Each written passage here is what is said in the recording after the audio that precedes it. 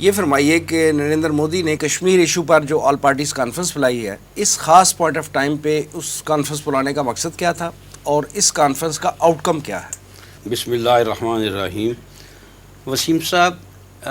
B J پی جو ہے جس کی سربراہی نریندر مودی کر رہے ہیں، وہ در حقیقت آر ایس ایس کا ایک سیاسی ونگ ہے، اور آپ یوں سمجھ لیجئے کہ گزشتہ 7 سال میں جب سے نریندر مودی ہندوستان کا وزیر اعظم ہے، آر ایس ایس ہی حکومت کر رہی ہے، اور اس آر ایس ایس کی حکومت سے جو توقع تھی وہ اس کے مطابق کام کر رہے ہیں، بلکہ پہلے ٹینیور میں انہوں نے انسانی حقوق اور مسلمان دشمنی میں وہ کام نہیں کیا جو اب گزشتہ 2 سال میں دوبارہ جب الیکٹ ہوئے ہیں نریندر مودی تو جو کچھ کر رہے ہیں، اور جس طرح مسلمان دشمنی کا مظاہرہ کر رہے ہیں، بلکہ اقلیتوں سے دشمنی کا مظاہرہ کر رہے ہیں، وہ اس سے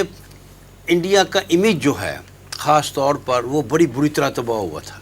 کچھ پاکستان نے بھی اس کے حوالے سے بات کی، اور پھر یہ ہے کہ انسانی حقوق کی تنظیم اگرچہ انڈیا کے حوالے سے بڑا نرم رویہ رکھتی ہیں، لیکن بہرحال انہوں نے بھی تو اپنی کوئی سے رکھنی ہوتی ہے نا۔ اگر وہ بالکل اگنور کر دیں تو پھر وہ یک طرفہ معاملہ ہو جاتا ہے۔ کچھ انسانی حقوق کی تنظیم نے بات چپکے چپکے اٹھائی، اسی طرح اور بھی حوالوں سے انڈیا پر یہ بات آئی کہ انڈیا جو ہے وہ اپنی اقلیتوں سے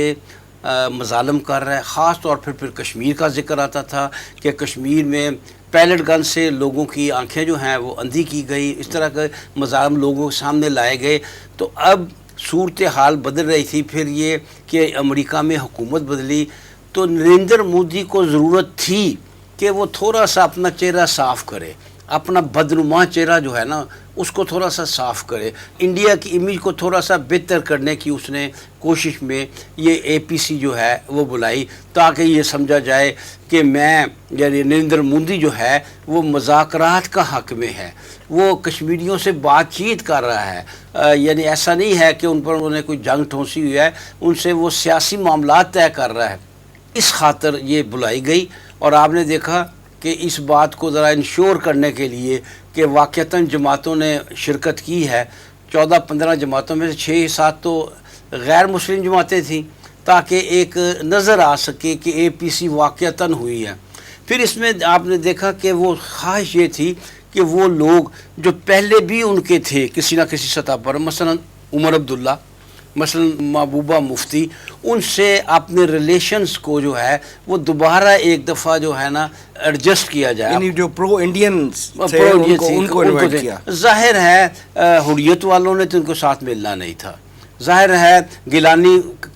پارٹی نے تو ان کے ساتھ ملنا نہیں تھا، وہی تھے جو کسی حد تک نرم رویہ رکھتے تھے۔ اور میں نے محسوس کیا ہے کہ عمر عبداللہ کا رویہ محبوبہ مفتی سے بھی تھوڑا سا نرم اور لچکدار تھا شاید، تو ان جماعتوں نے کسی حد تک لچک دکھائی ہے، اور اس حوالے سے اسے اپنے قریب لانے میں میں سمجھتا ہوں مودی کو کامیابی ہوئی ہے۔ وہ پہلے بھی ساتھ تھے، اگرچہ انہوں نے صاف کہا ہے کہ یہ خصوصی حیثیت بحال کی جائے، لیکن انہوں نے اپنے سٹانس کو اتنا سخت نہیں رکھا جو شروع میں انہوں نے رکھا تھا۔ لہٰذا میں سمجھتا ہوں کہ مودی کی یہ اصل میں کوشش تھی کہ وہ اپنا چہرہ کوئی تھوڑا سا صاف کر لے، جو گندگی اس نے اپنے چہرے پر ملی ہوئی ہے 7 سال سے وہ اس کو کچھ بہتر کر لے، دنیا کو اس کا چہرہ کچھ صاف نظر آ جائے۔ یہ ایک کوشش تھی جس میں وہ اس لیے کامیاب رہے گا کسی حد تک کہ عالمی میڈیا اس کے ساتھ ہے، جس کے ساتھ عالمی میڈیا ہوگا، انٹرنیشنل میڈیا جس کے ساتھ ہوگا، وہ اس بات کو بڑھا چڑھا کر بتائے گا۔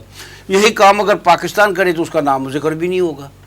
تو اس لحاظ سے اور عین ممکن ہے کہ عالمی سطح پر اس کو کہا گیا ہو کہ تم ایسا کرو اور ہم اس کو بڑھا چڑھا کر پیش کریں گے جس سے تمہارا امیج بہتر ہوگا۔ تو یہ امیج بہتر کرنے کی کوشش تھی جو کسی نہ کسی سطح پر یقیناً انہیں کامیابی ملی ہوگی۔